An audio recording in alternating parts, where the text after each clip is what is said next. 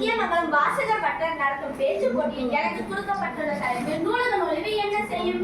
ஒரு புத்தகம் இவ்வுலகையே மாற்றும் என்கிறார் நோபல் பரிசு பெற்ற மலாலா யூசப்சாய். அப்படி என்றால் ஒரு புத்தக கிழமை என்ன செய்யும்?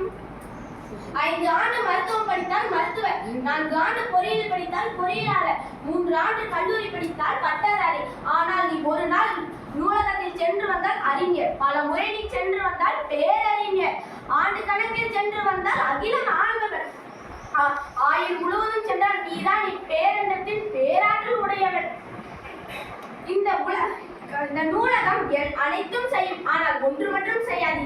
என்னவென்றால் கபாலி படத்தில் ரஜினி கூறுவது போல் நான் எப்படி போனனோ அப்படியே திரும்பி வந்தது என்பது நடக்கவே நடக்காது. ஏனென்றால் நாம் நூலகத்தில் நுழைந்தால் அறிஞராகவோ கண்டுபிடிப்பாளராகவோ ஆட்சியாளராகவோ மட்டுமே நாம் திரும்பி வர முடியும். அதை விட்டுவிட்டு எப்படி போனோம் அப்படியே திரும்ப வரவே முடியாது. வெற்றிகளை கற்றல் என்ற சக்தியால் மட்டுமே காட்ட முடியும். கற்றலின் தாய்மொழியே நூலகமாகும். ஆட்சியாளர்களோ அறிஞர்களோ கண்டுபிடிப்பாளர்களோ கல்லூரியில் உருவாவதில்லை, அவர்கள் நூலகத்தில் மட்டுமே உருவாகிறார்கள். வாழ்வதற்காக கல்வி தேவையில்லை என்றால் பள்ளியும் கல்லூரியிலும் அழிந்து போய்விடும். இந்த நூலகம் மட்டுமே நிலைத்து நிற்கும். ஒரு மனிதன் பிறந்து மனித பண்பை அடைவதற்கு நூலகமே ஆகச் சிறந்த சிந்தனை என்று நாம் அனைவரும் தெரிந்து கொள்ள வேண்டும்.